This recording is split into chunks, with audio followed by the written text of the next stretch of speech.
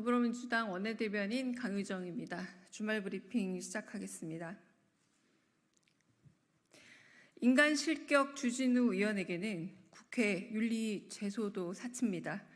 주진우 의원은 진심 어린 사죄 후 자진 사퇴하십시오. 인간 모멸이 도를 넘었습니다. 국민의힘 주진우 의원이 해병대원 특검법 반대 토론을 하며 장비 파손 사건을 예로 들었습니다. 비난이 빗발치자 마음대로 왜곡한 민주당의 인권의식이 우려스럽다며 반론했습니다. 이건 적반하장을 넘어 윤리 실종입니다. 모두가 영상을 받고 속기록에 남았습니다. 검사 출신 의원의 눈에는 전 국민의 눈과 귀가 우습습니까? 파손된 장비는 고치고 새로 사면 됩니다. 하지만 사망한 아들은 되살릴 수 없습니다. 애당초 예를 들어 말할 수 없습니다. 인명은 대체불가 단 하나이기 때문입니다. 주진우 의원은 같은 날 토론 중 특검 재판 기간을 잘못 말해 민주당 의원들의 지적을 받자 바로 정정했습니다. 법률이나 숫자 틀린 건 사과해도 인명경시 폐륜 발언은 끝까지 지킵니까? 인명경시가 신념입니까? 국회는 최소한 사람입니다. 윤리의식 불량의 입법 장비 주진우는 인간 실격입니다. 인간 실격 주진우 의원에게는 윤리위 제소도 사치스럽습니다. 인간의 자격을 먼저 따지겠습니다. 주진우 의원의 인간멸시와 유아독전 비윤리를 규탄합니다. 통절한 반성과 유가족을 향한 진심 어린 사죄 그리고 자진 사퇴를 촉구합니다. 민주당은 폐륜적 반대를 뚫고 반드시 진실을 밝혀내겠습니다.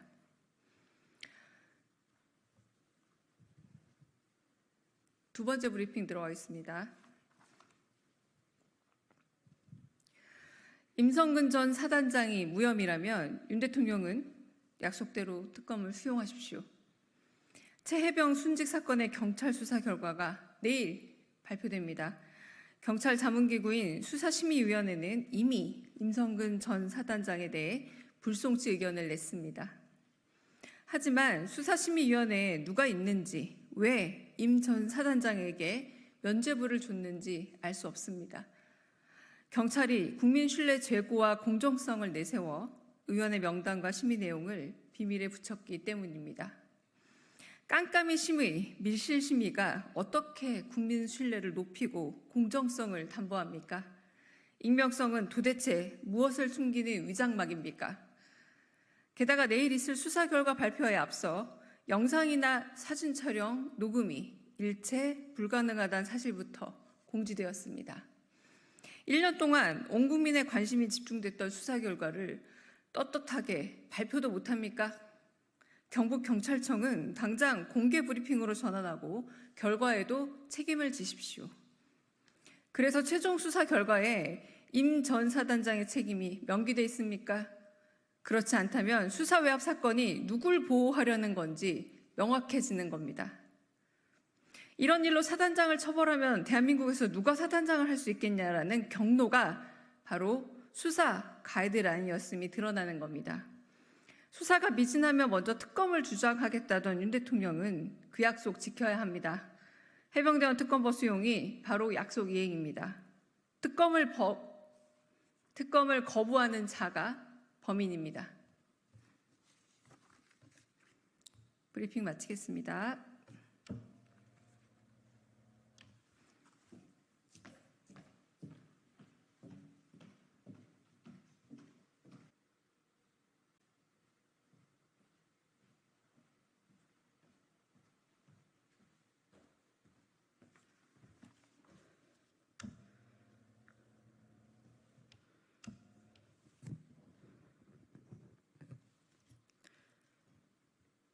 국민의힘 조지연 원내대변인입니다.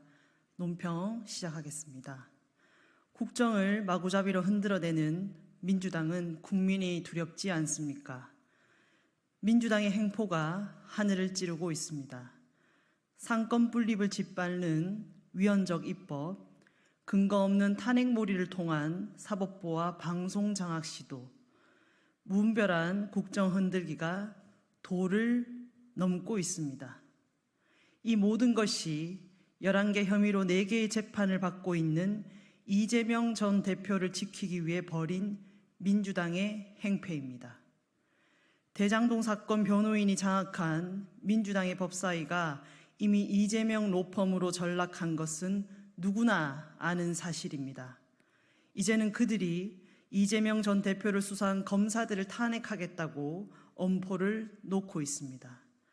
결백하다면 국회 법사위를 이재명 재판장으로 만들 것이 아니라 신속한 수사를 촉구하고 법정에서 명명백백히 가리면 될 일입니다. 더 과간인 것은 아직 인사청문회도 진행하지 않은 방통위원장 후보자에 대해 탄핵을 추진하겠다는 것입니다. 이 역시 언론을 장악해 정부를 흔들기 위한 수단으로 삼겠다는 꼼수에 불과합니다. 이제는 민주당이 국가보안법을 위반한 전과자가 주도하는 것으로 알려진 대통령 탄핵 청원에 대한 청문회까지 열겠다고 합니다. 이재명 전 대표의 사법 리스크가 국정을 마구잡이로 흔들어낸다고 해서 가려집니까? 있던 죄가 없어집니까? 민주당이 정말 딱합니다.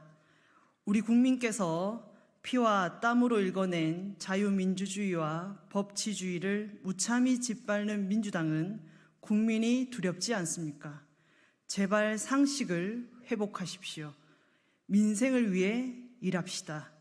국민의힘은 끊임없이 정쟁으로 몰아가는 민주당에 맞서 민생국회, 일하는 국회를 만들기 위해 최선을 다할 것입니다.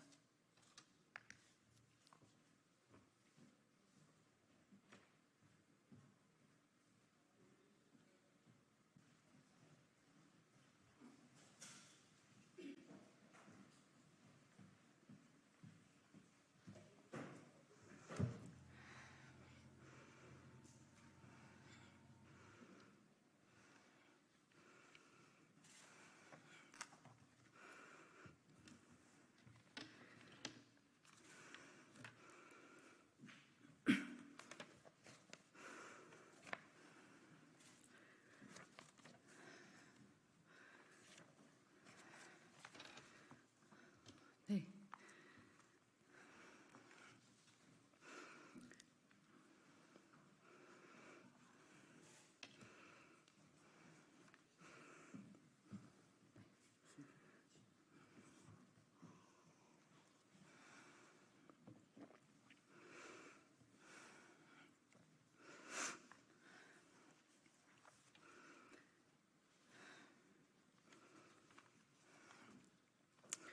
그 파일은 저희가 메일로 곧 보내드리겠습니다. 네, 기자회견 시작하겠습니다. 네, 제목은 전진하는 민주당, 전진하는 대한민국을 함께 만들어 갑시다. 사랑하는 대한민국 국민 여러분, 그리고 더불어민주당 당원 동지 여러분, 안녕하십니까? 이현주 국회의원입니다. 저희 연주, 오늘 더불어민주당 최고위원 출마를 선언합니다. 제가 정치를 입문하고 2번이나 국회의원을 지낸 민주당에서, 그리고 산전수전 다 겪은 후에 3선 국회의원으로 다시 돌아온 민주당에서, 이제는 당 지도부의 일원으로서 다가오는 지방선거와 대선의 승리를 견인하고 싶습니다. 마음을 비운 채 정치권 밖에서 나라를 망가뜨리는 윤석열 정권에 맞서 싸우던 제게 다시 함께 힘을 합하자고 도와달라고 청했던 이재명 대표를 비롯한 당원 동지 여러분에게 저 이현주가 승리를 가져다 드리고 싶습니다. 물론 혹자는 당에 돌아온 지 얼마 되지 않았는데 너무 빠른 게 아니냐, 4년간 국회를 쉬었으니 의원들과 교감을 좀 더 해서 친해진 다음에 하반기 전당대회를 나가는 게 더 낫지 않냐고 하는 경우도 더러 있었습니다. 그러나 지금 같은 비상시국에 역할을 제대로 하지 않고 뒤에 조용히 물러나 있다가 차기 총선 공천이 다가올 때서야 최고위원 출마를 하는 게 과연 우리 당원들 다수가 원하는 것일지 의문입니다. 오히려 우리 당원들 입장에서는 지금이 비상시국이니까 선봉에서 역할 제대로 하길 바랄 겁니다. 이는 당원 주권 시대에 맞는 것이기도 합니다. 그래서 저는 좌고우면하지 않고 지금 뛰어들기로 했습니다.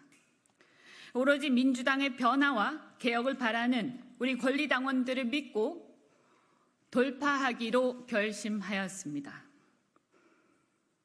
당원 동지 여러분, 저는 그간 정의의 상징인 줄만 알았던 검찰이라는 칼이 결국은 우리 정치를 파괴하고 스스로 권력이 되어버린 이 모순에 대해 저는 누구보다도 일찍이 문제의식을 갖고 싸워왔습니다. 누구보다도 강력하게 윤석열 검사는 대통령이 되어서는 안 된다고 주장했고, 누구보다도 강력하게 윤석열 정권을 비판해왔습니다. 그리고 마침내 이번 총선에서 우리는 압도적인 승리를 얻었습니다.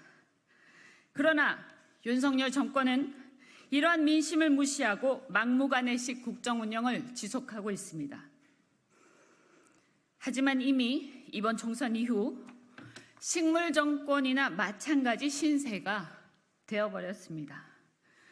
오로지 윤석열 정권이 할 수 있는 일이란 국회가 하고자 하는 개혁을 방해하는 것뿐 그 외에는 어떠한 제대로 된 일을 해낼 역량도 의지도 없습니다.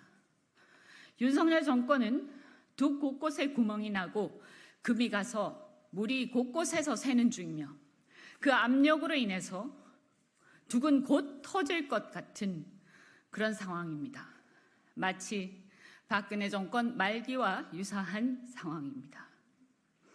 이런 일촉즉발의 상황에서 민주당의 새 지도부의 사명은 단순히 윤석열 정권에 맞서 싸우는데 그치지 않습니다.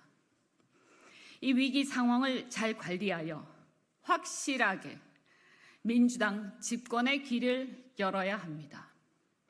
그러려면 첫째, 새 지도부는 비상시국에서의 상대의 전술과 정치판을 읽을 수 있는 고도의 정치적 감각과 전략적 사고를 할 수 있는 경험과 역량이 있어야 합니다. 또한 그런 상황에서 우리의 상대는 이미 쓰러져가는 윤석열 정권이 아니라 또 다른 새로운 강적일 수도 있고, 우리가 설득해야 하는 상대는 우리의 지지층이 아닌 무너져가는 대한민국을 걱정하는 우리를 지지하지 않았던 국민들일 수도 있습니다. 따라서 둘째, 새 지도부는 만에 하나 그런 새로운 강적을 이기기 위해서 우리를 지지하지 않았던 국민들에게조차 우리가 신뢰를 얻고 안정적이고 확실하게 승리를 가져오기 위해서는 폭넓은 외연 확장과 수권 정당으로서의 비전과 역량을 보여줄 수 있어야 한다고 생각합니다. 비상시국에서의 상대의 전술과 정치판을 읽을 수 있는 고도의 정치적 감각과 전략적 사고를 할 수 있는 경험과 역량, 완벽하진 않지만 그간 가진 역경을 경험하고 고민하면서 어느 정도의 통찰력과 동물적 감각을 얻었다고 자부합니다. 다른 많은 선배 동료들과 내외부 전문가들과 상의를 해가며 당대표를 보좌해가면서 제대로 저 이현주가 역할을 하겠습니다. 그렇다면 민주당의 외연 확장에 가장 최적의 후보는 누구라고 생각합니까? 첫째, 이미 이번 총선에서도 보았듯이 대한민국은 보수와 진보의 진영 대결을 넘어서고 있습니다. 재해병특검 찬성 여론이 압도적인 것을 보더라도 알 수 있듯이 대다수의 대한민국 국민들은 정상적이고 상식적인 민주 보수를 원하고 있고, 당분간 우리 민주당이 그러한 민주 보수 세력까지 다 포용하면서 대한민국의 개혁을 이끌어야 한다고 저는 생각합니다. 그리고 그런 민주 보수까지의 외연 확장에 가장 확실히 도움이 될 수 있는 후보는 바로 저 해병의 딸 이연주라고 감히 자임합니다. 둘째, 지난 대선과 이번 총선을 거치면서 우리 민주당이 역력히 느낀 점이 바로 영남에서의 외연 확장이 절실하다는 점입니다. 저 이연주는 정치는 경기도 광명에서 재선까지 하고 3선째 용인에서 경기 용인에서 하고 있지만 부산과 경북에서 연고를 가진 영남 출신의 정치인입니다. 영남은 제게 있어 단순히 태어나고 자란 곳일 뿐만 아니라 저는 부산에서 정치를 했던 경험이 있습니다. 많은 최고위원 후보들이 훌륭한 분들이 계시지만 저만큼 영남의 정치 지형과 정서, 보수층의 정서와 문화를, 그리고 그들의 굴곡진 역사를 뿌리 깊게 아는 후보는 없을 것이라고 자신합니다. 저 이연주가 민주당이 영남 지역에서의 외연을 확장하고 지지 기반을 두텁게 할 것입니다. 당이 영남 지역에서 고생해온 지역위원장들을 전폭적으로 지원하고 그들과 긴밀히 상의하면서 반드시 영남 지역에서 가시적인 성과를 다가오는 지방선거에서, 그리고 더 나아가서 대통령 선거에서 낼 수 있도록 하겠습니다. 셋째, 뉴미디어 등 당의 문화를 보다 글로벌하고 젊게 변화시키고 젊은 세대가 중요하게 생각하는 과제를 제대로 다룸으로써 젊은 세대로의 외연 확장을 꾀하겠습니다. 당원 주권의 강화 움직임도 결국은 당의 문화를 보다 역동적으로 변화시키는 움직임의 일환이라고 저는 긍정적으로 생각합니다. 그런데 당원 주권만 강화할 게 아니라 뉴미디어 활성화 등 당의 문화를 보다 글로벌하고 젊게 변화시킬 필요가 있습니다. 이미 코로나 팬데믹으로 인해 비대면이 활성화되어 있는데 여전히 당원 가입 절차나 당원 대회 절차는 구닥다리라고 생각합니다.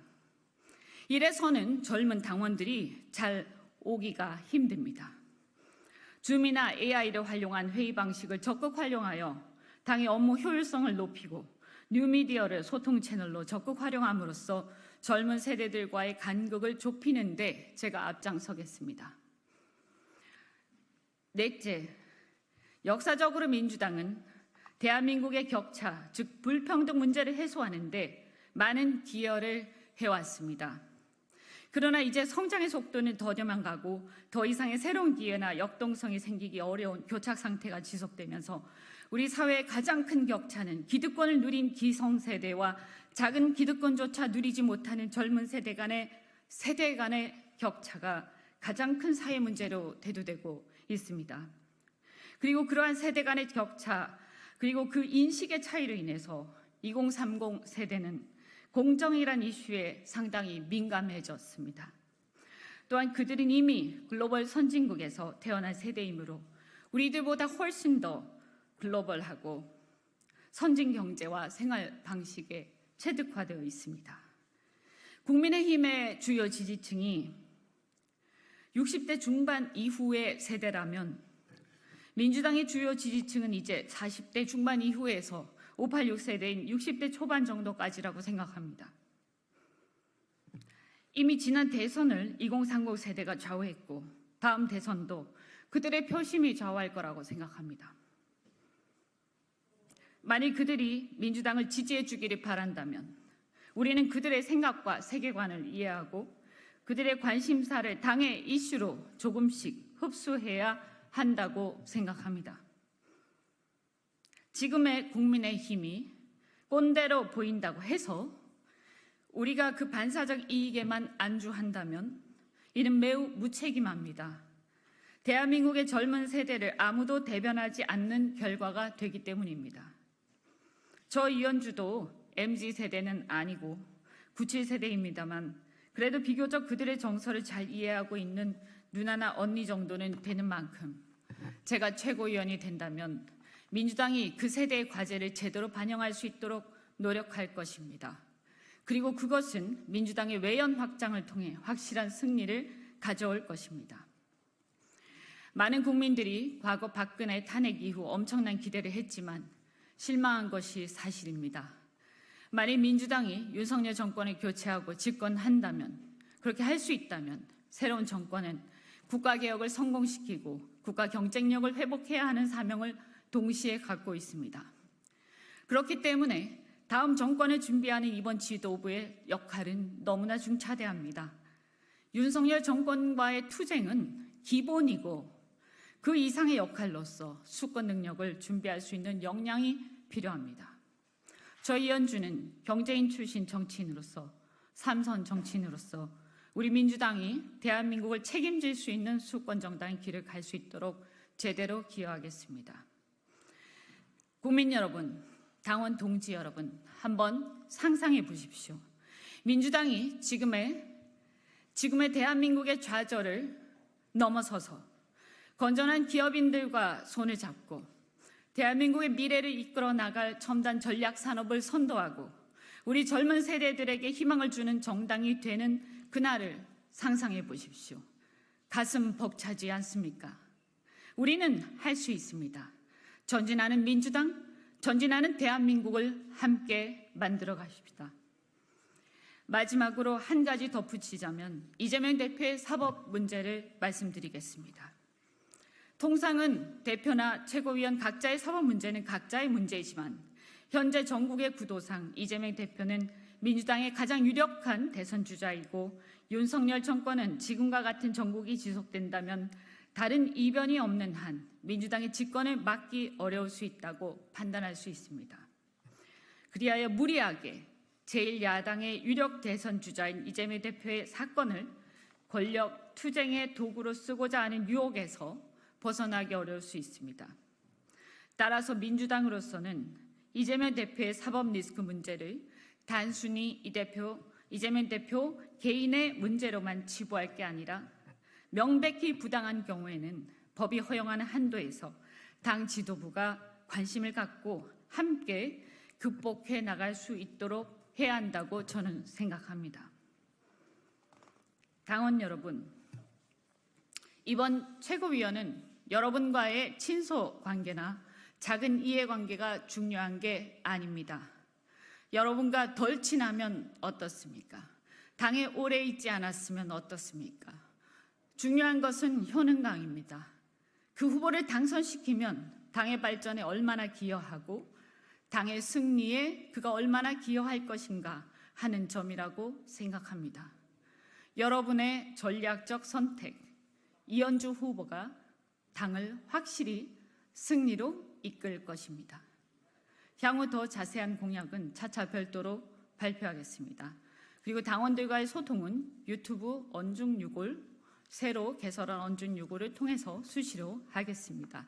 이번 전당대회에 여러분의 관심을 부탁드립니다. 민주당을 확실히 승리로 이끌 후보 이현주였습니다. 고맙습니다.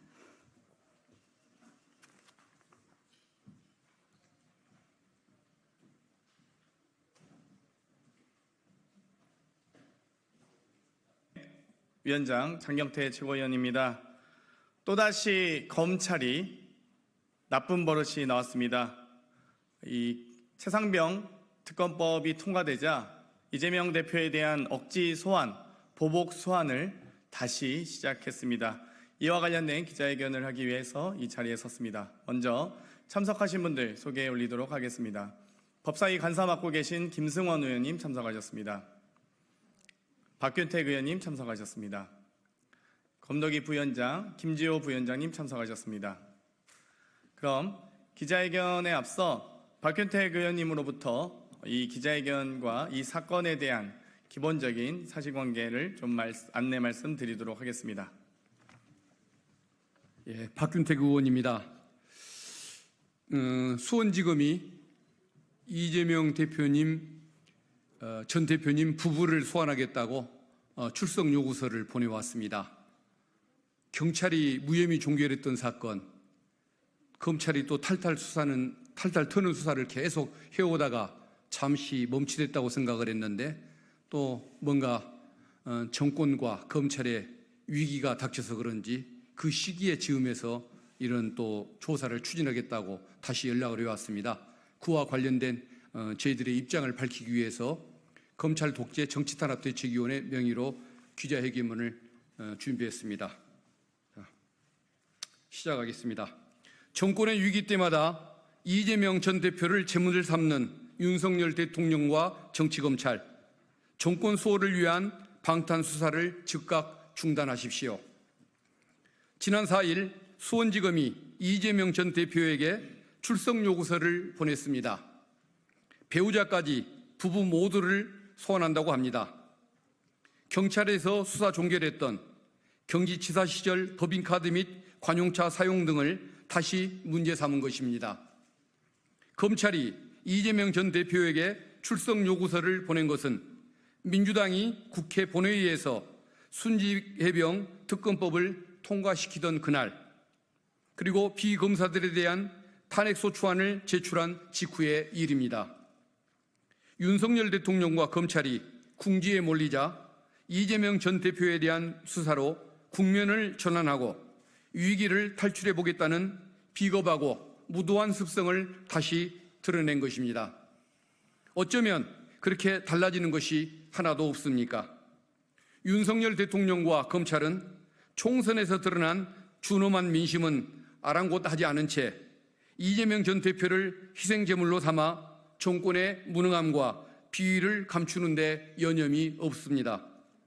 대장동으로도 성남FC로도 백현동과 쌍방울로도 실패하자 돌려막기 하듯 다시 다른 건을 들춰내 이 전 대표를 망신주고 음해하여 기어이 범죄자의 낙인을 찍고 싶은 모양입니다.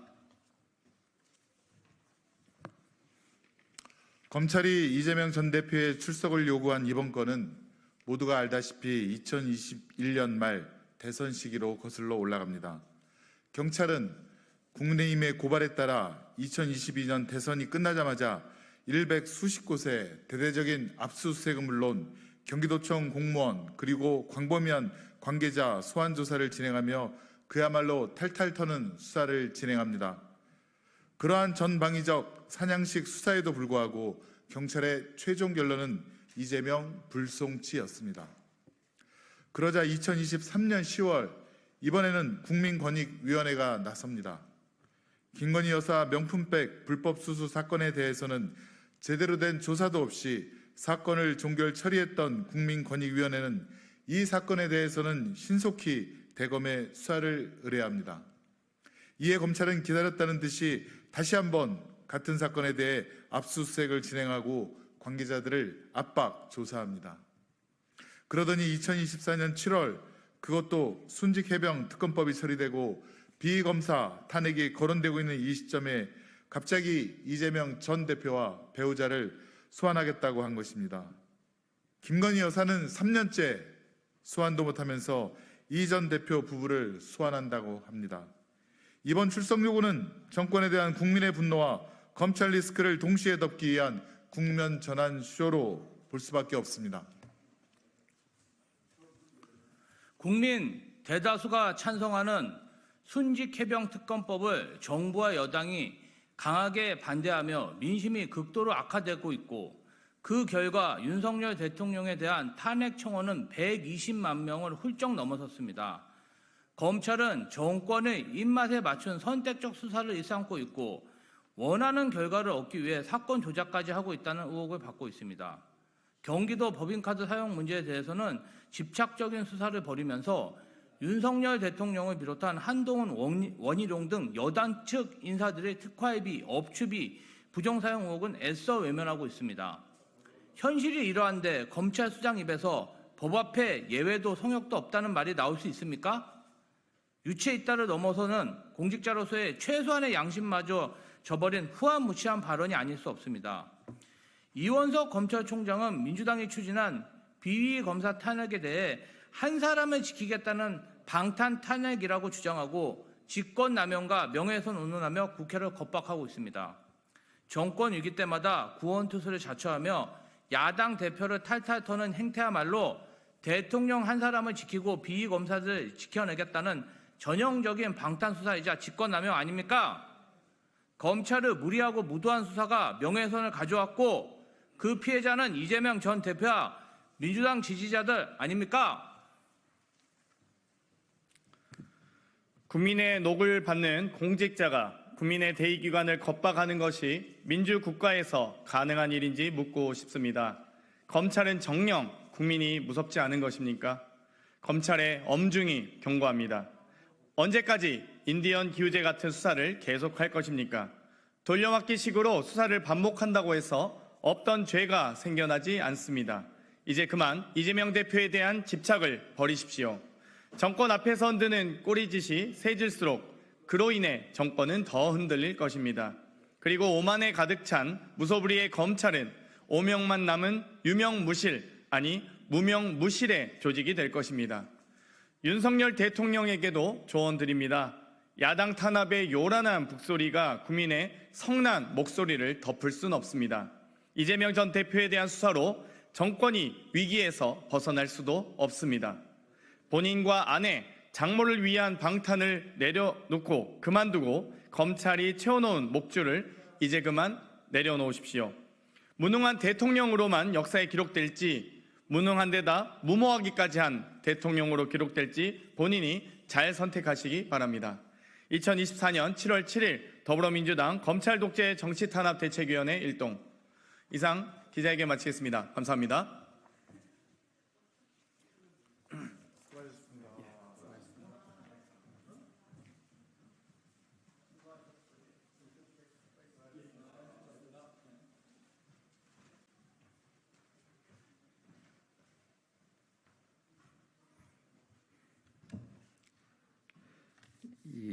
참 당정 갈등 재현이 결국은 공멸의 길이다, 이런 취지로 한 말씀 올리게 됐습니다. 서로 확전을 자제하자, 이런 말씀입니다. 저는 이번 전당대회가 이전 투구 진흙탕 싸움이 아니라 당의 화합, 당정 관계 개선의 분수령이 되어야 한다라고 생각합니다. 최근에 재점화된 당정 갈등의 장본인 우리 한동훈 후보 또 원희룡 후보에게 자제를 촉구하고자 이 자리에 섰습니다. 지난해 3월 전당대회 때는 이제 대통령실이 이제 빌미를 제공했습니다만 이번에는 또 한동훈 후보 측에서 김건희 여사 문자에 대해서 당무 개입이다 하면서 대통령실을 끌어들이는 모양새입니다. 이래서는 안 됩니다. 한 후보 측은 당정 갈등을 재점화하려는 시도를 멈춰야 합니다. 또다시 대통령실을 끌어들이게 된다면 우리는 공명의 길로 갈 수밖에 없습니다. 거대 야당에게 반사 이익만 주는 꼴입니다. 원희룡 후보께서도 이 확전을 빨리 자제해야만 합니다. 수평적 당정 관계를 이루겠다고 하시는 분이 분열과 갈등의 길로 전당대회를 인도해서는 결코 안 됩니다. 두 분 모두 당이 개멸적 참패를 당하고 국민들로부터 외면을 받게 된 데 책임이 있다는 것을 꼭 느끼셔야 합니다. 대선 승리를 가져온 선거 연합을 하는 뺄셈 정치를 할 때, 또 지난해 당시 당정 갈등이 재현될 때 그때 침묵하셨던 분들이 이제 와서 대통령에게 바른 소리를 하고 수평적 당정 관계를 이루어 가겠다 하면 누가 믿겠습니까? 간곡히 호소드립니다. 이번 전당대회는 개멸적 참패를 당한 국민의힘이 국민의 신뢰를 얻을 수 있는 마지막 기회입니다. 총선 참패에 대한 성찰 또 변화와 혁신으로 국민의 지지를 회복해야만 하는 중차대한 시기입니다. 우리 당대표 후보들은 당정 갈등의 촉발 요인이 아닌 당의 재건과 미래의 비전을 담은 공약으로 경쟁해야만 합니다. 극단의 여소야대 상황 속에서 소수 여당의 한계를 극복하기 위한 쇄신과 국민 신뢰의 회복의 마지막 골든타임입니다. 내부 분열로 이번 기회마저 놓친다면 우리에게 암흑뿐입니다. 저부터 자제하겠습니다. 상호 비방, 내탁 공방이 아닌 당의 변화와 혁신에 대한 청사진을 보여드리고 저의 역량을 보여드리는 데 만전을 기하겠습니다. 모두 링 위에서 화합과 공정한 경선으로 당과 국민들에게 희망의 메시지를 보여드립시다. 선당 후사의 정신으로 온몸으로 보여줍시다. 저 윤상현부터 앞장서겠습니다. 감사합니다.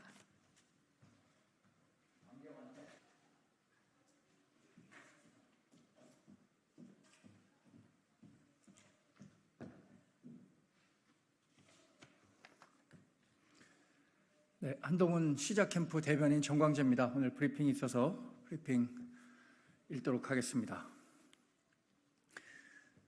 구태 정치를 넘어 이기는 정당으로 가는 전당대회가 돼야 합니다. 연판장 한 장이 아니라 100장을 만들어도 미래로 나아가려는 당원 동지와 국민의 변화를 막을 수는 없습니다. 지금 당대표 경선 과정에서 불거지는 구태와 정치적 논란은 오히려 왜 우리 국민의힘이 변화해야 하는지를 역설적으로 보여주고 있습니다.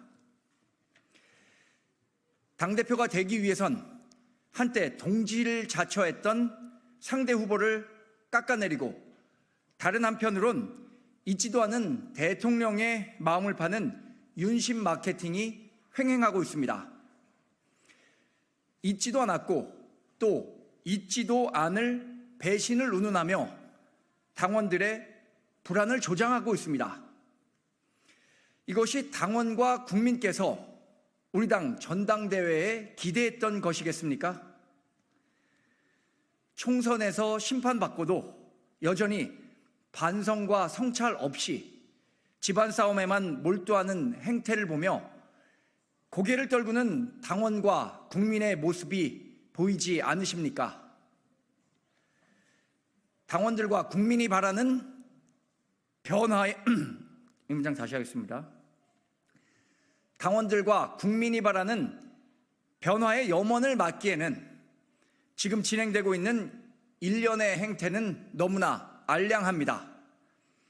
이런 행태가 이번 전당대회의 판을 바꿔보려는 특정 후보의 의중이 담기지 않았기를 바랄 뿐입니다. 당대표에 도전하는 4명의 후보들은 당원과 국민 앞에 미래를 위한 공정 경선을 서약했습니다.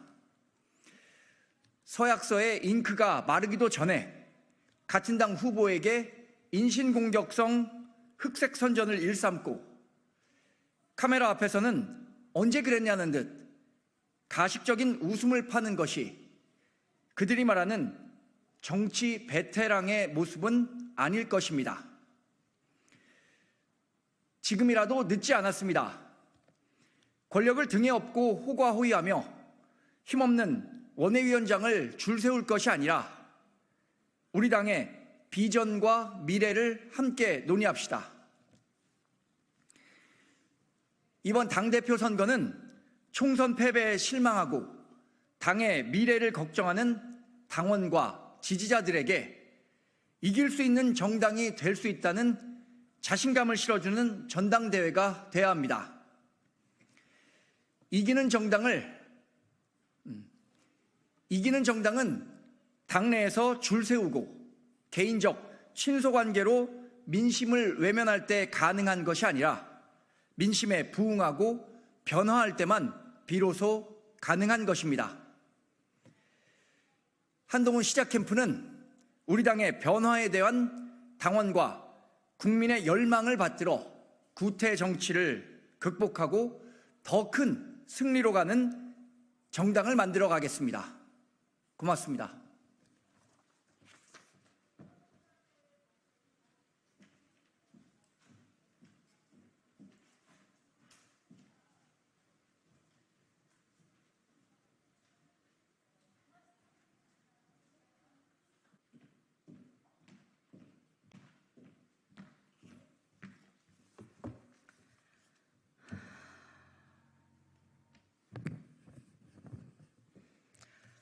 더불어민주당 원내대변인 강유정입니다. 브리핑 시작하겠습니다. 김건희 방탄국회를 만들 꼭두각시 여당 대표도 손수 간택해야 합니까? 뻔뻔한 당무 개입이자 국정농단입니다. 영부인의 문자가 돌풍을 불러일으키고 있습니다. 여당 전당대회가 단숨에 수준 낮은 막장 드라마로 희화화되고 있습니다. 김건희 여사 개입 탓입니다. 영부인이 한동훈 후보를 향해 내를 이길 수 있겠나 하는 꼴입니다. 영부인이 있어야 할 곳은 거기가 아닙니다. 해야 할 일과 하지 말아야 할 일을 분간 못하는 정도를 넘어 아예 대놓고 침범하고 있습니다. 대통령실을 선거에 끌어들인 일이 없도록 해달라는 반응도 황당합니다. 뛰어들어 놓고 끌어들이지 말라니 그럼 대체 문자는 누가 공개한 겁니까? 보완이 필요한 건 김건희 여사의 처신입니다. 잘못 간 거 투성입니다. 명품백도 엉뚱한 데가 있고 슬픔의 현장에서 화보 찢더니 이젠 여당 대표에게 문자를 건네 버젓이 국정을 논하는 겁니까? 국정이 침묵입니까? 그때는 친했는데 지금은 그렇지 않다는 겁니까? 지금 국정 개입 증거를 언론에 흘리는 목적이 무엇입니까? 김건희 여사는 국민의힘에 그 어떤 당직도 없습니다. 당무 개입 멈추십시오. 대통령의 임명 침묵질도 감당이 안 되는데 대통령 부인까지 내게도 힘이 있다며 전당대회를 또 사유화하려고 합니다. 대통령 부부가 나눠 가지기 바쁘니 국정이 남아나지 않습니다. 명품백 수수와 주가 조작 의혹을 수사할 특검법이 두렵습니까? 김건희 방탄국회를 만들 꼭두각시 여당 대표는 당무개입 논란도 나몰라라 손수 간택해야 하는 겁니까? 120만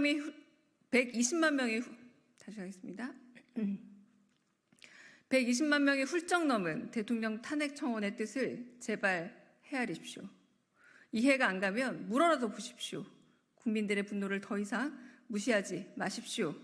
갈 때 안 갈 때 못 가리는 갈짓자 행보는 탄핵 청원 대기자의 수만 늘릴 뿐입니다. 마치겠습니다.